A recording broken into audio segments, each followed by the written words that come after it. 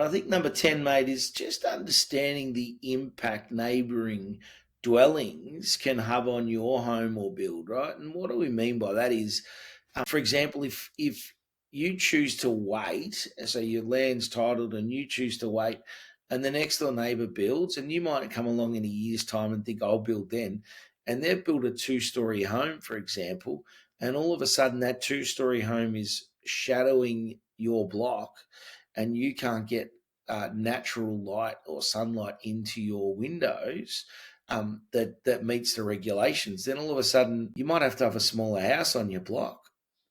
Could be one.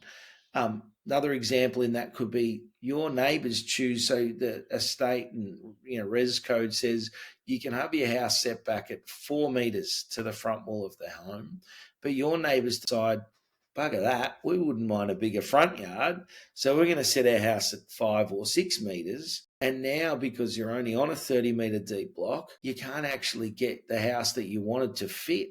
So you've got to go and apply to get potentially approval, and there's no guarantees you'll get it, right, to have your setback further forward. Even though Resco says it's going to be 4 metres, it also says you have to match your neighbour's setbacks. So if one's at 6 and one's at 5, you have to be at 5.5.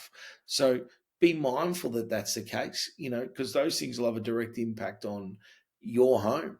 I don't know if any others you can think of just off the bat, Cole, but they're probably two of the real common ones in that space. But Yep. delaying often can end up in a bit of misery for you because you're not going to be able to get what you want. Yeah.